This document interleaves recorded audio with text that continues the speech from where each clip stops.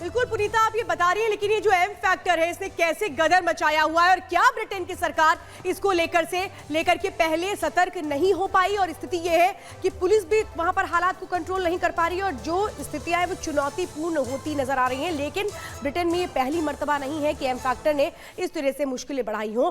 Britain की सरकार ने क्यों लापरवाही बरती और क्यों नहीं वक्त रहते कदम उठाए? एक रिपोर्ट दिखाते हैं।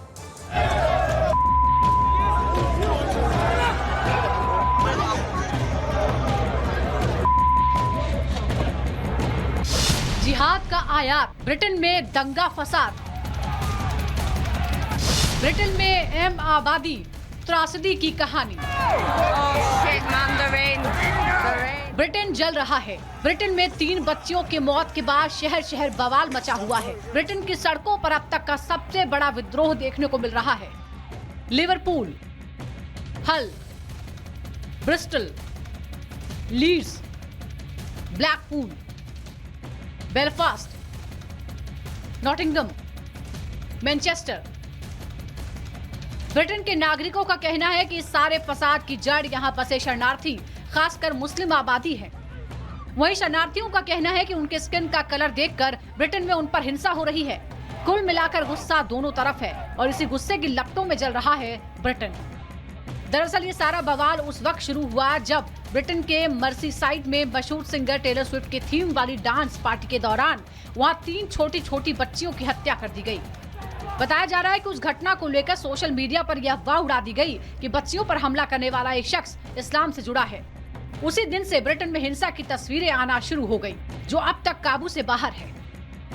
सोशल मीडिया पर उड़ी इस अफवाह के बाद ब्रिटेन के नागरिक भड़क गए और उन्होंने अप्रवासियों को निशाना बनाना शुरू कर दिया। कहीं होटलों में आग लगा दी गई तो कहीं भीड़ का रास्ता रोकने आए पुलिस वाले निशाने पर आ गए।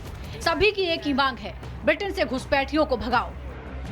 ब्रिटेन में फैली इस हिंसा की आग को काबू में करने में पुलिस ने पूरी ताकत झोंक दी है, लेकिन फिलहाल ब्रिटेन को इससे छुटकारा मिलता नजर नहीं आ रहा, क्योंकि एक तरफ जहां स्थानीय लोग अब अप्रवासियों के चलते खुद को असुरक्षित महसूस करते हैं, तो वहीं अप्रवासी भी अब सड़कों पर हिंसा करते दिखाई दे रहे हैं।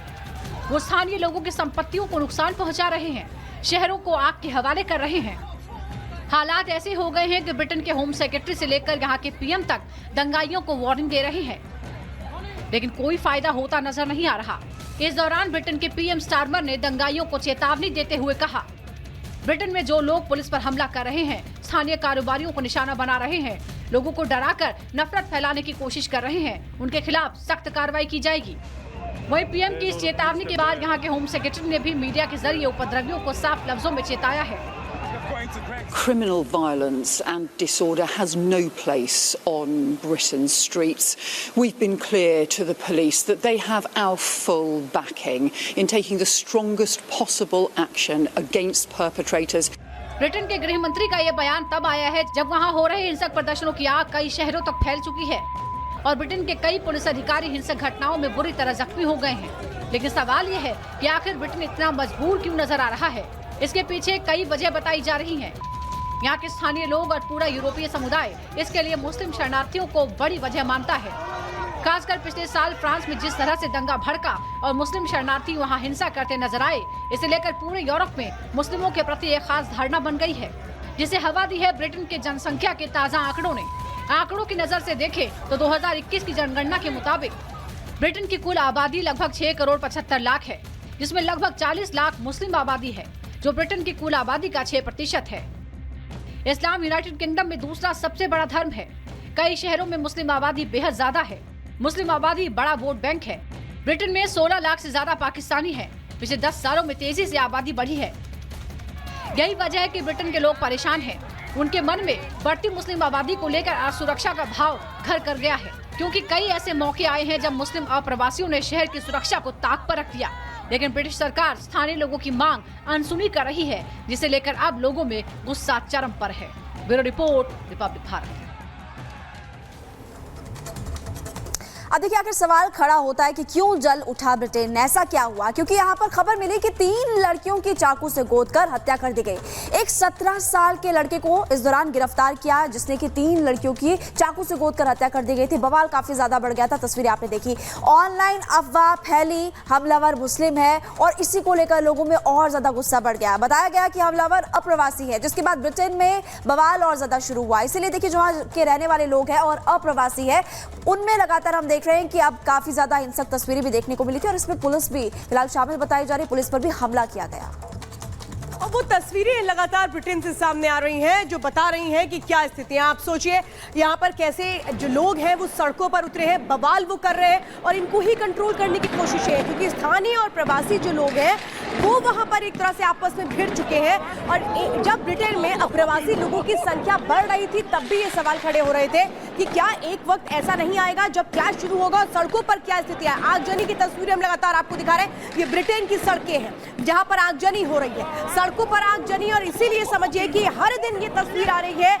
अब वो जो लोग आपस में भिड़े हुए हैं उनको कैसे समझाया जाए, उनको कैसे साथ लाया जाए, सबसे बड़ा सवाल ये है, क्योंकि वहां जो लड़ाई है वो स्थानीय और प्रवासियों के बीच है। अप्रवासी जो स्थानीय लोगों पर एक तरह से हावी होने की कोशिश कर रहे हैं और ये कह रहे हैं कि आपके जो अधिकार है वही हमारे अधिकार है। लेकिन अब इन्हीं बातों को लेकर जो हिंसा है वो बढ़ती चली जा रही है। लगातार हम तस्वीरें आपको दिखा रहे हैं। एक तरफ वो आग की तस्वीरें देख रहे हैं, दुकानों में आग लगाई गई है, आगजनी की जा रही है, यानी आप समझिए कि कितना बड़ा नुकसान यहाँ किया जा रहा है। वो दुकानें जो एक तरह से कहे कि लोगों के लिए एक राहत की बातें होती थी, लोग यहाँ पर आकर के अपना सामान खरीदते थे, लेकिन अब कैसे यहाँ पर भी आग लगा दी गई है। और इसीलिए सवाल कि इसके पीछे कौन है, क्योंकि बहुत सारे ऐसे लोग हैं जो निकलकर सामने आ रहे हैं, लेकिन सवाल ये है कि क्या सिर्फ एम फैक्टर या इसके पीछे कोई और भी है। बिल्कुल श्वेता, आप सही कह रही है। देखिए काफी ज्यादा वहां पर हिंसक तस्वीरें सामने आ रही है। श्वेता ने आपको तस्वीरें दिखाई इस वक्त की कैसी वहां पर स्थिति बनी हुई है, लेकिन सबसे बड़ी बात की हिंसा आउट ऑफ कंट्रोल हो चुकी। कुछ ऐसी जगह है जहां पर लगातार हिंसक तस्वीरें सामने आ रही है। हिंसा आउट ऑफ कंट्रोल कहां पर आपको बता रहे हैं हम। देखिए मैप के जरिए आप समझिए, साउथपोर्ट की बात करें, लिवरपूल की बात करें, यहाँ पर काफी ज्यादा हिंसक तस्वीरें इस वक्त देखने को मिल रही है। और देखिए हल की बात करें, दो साथ ही जगह है। ब्रिस्टल की बात करें, वहां पर भी लगातार हम बवाल की तस्वीरें देखने को मिली। लीड्स में बहुत ज्यादा बवाल हुआ, आगजनी हुई। इसके अलावा ब्लैकपूल की बात करें, वहां पर भी ऑस्टो-ऑन-ट्रेंट है, यहां पर भी लगातार हम देख रहे हैं कि हिंसा आउट ऑफ कंट्रोल होते हुए इस वक्त नजर आ रही है। इस मैप के जरिए आप समझ सकते हैं कि ये वो जगहें हैं जहां पर पुलिस भी कंट्रोल नहीं कर पा रही है भीड़ को। प्रदर्शन बहुत ज्यादा हिंसक हो चुका है। आपको कुछ देर पहले श्वेता ने बताया भी कि कैसे वहां पर जो रहने वाले स्थानीय लोग हैं और अप्रवासी है, दोनों के बीच काफी ज्यादा प्रदर्शन जो है वो हिंसक होते हुए नजर आया। और ये आप देख रहे हैं हिंसा आउट ऑफ कंट्रोल इन सभी जगहों पर होते हुए इस वक्त नजर आ रही है। और ज्यादा जानकारी आपको विस्तार से देते हैं कि आखिरकार एग्जैक्टली हो क्या रहा है। ब्रिटेन में प्रवासियों की आबादी क्या है। मुस्लिम की बात करें, देखिए मुस्लिम है 39 लाख, आबादी का हिस्सा 6.5% है। हिंदू वहां पर 39 लाख की आबादी है, 1.7%। सिखों की बात करें तो 5.24 लाख और आबादी है इनकी 1.9% यानी कि 1.9%। और बौद्ध की बात करें 2.73 लाख आबादी के बारे में आपको लगातार हम जानकारी दे रहे हैं। और इस वक्त वहां पर काफी ज्यादा हिंसक तस्वीरें आ रही है। चलिए आगे बढ़ते हैं और अब बात कर लेते हैं महायुद्ध की संभावनाओं की, क्योंकि जब से हमास चीफ की मौत हुई है तब से महायुद्ध की जो संभावनाएं हैं वो लगातार बढ़ चुकी है और इजराइल और ईरान जो है अब जंग के मुहाने पर खड़ा है। लेकिन सवाल ये उठता है कि अगर महायुद्ध शुरू होता है तो क्या ये सिर्फ सिमटकर 2 देशों के बीच में रह जाएगा या फिर इसका असर जो है बाकी देशों में भी देखने को मिल सकता है। सवाल ये भी, अगर महायुद्ध शुरू होता है तो क्या इसका असर भारत पर भी देखने को मिलेगा? क्या कहती है रिपोर्ट, आपको दिखाते हैं।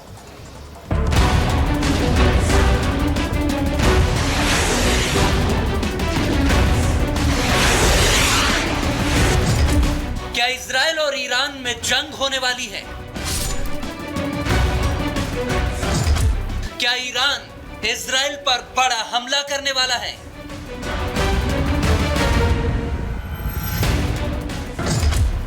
क्या हमास चीफ हानिया के नाम पर वर्ल्ड वॉर होगा?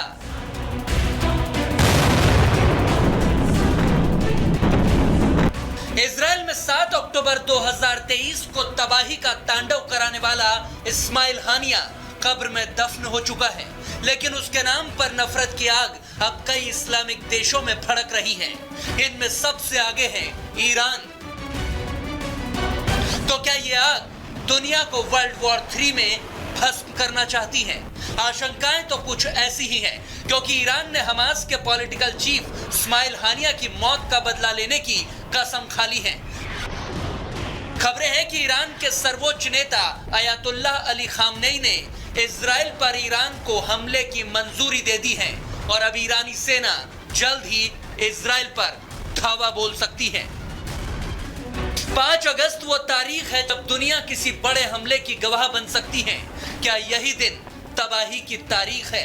क्योंकि अमेरिकी मीडिया हाउस एक्सियोस ने दावा किया है कि अमेरिका और इजराइल के अधिकारियों के मुताबिक सोमवार यानी कि 5 अगस्त को ईरान इजराइल पर हमला कर सकता है।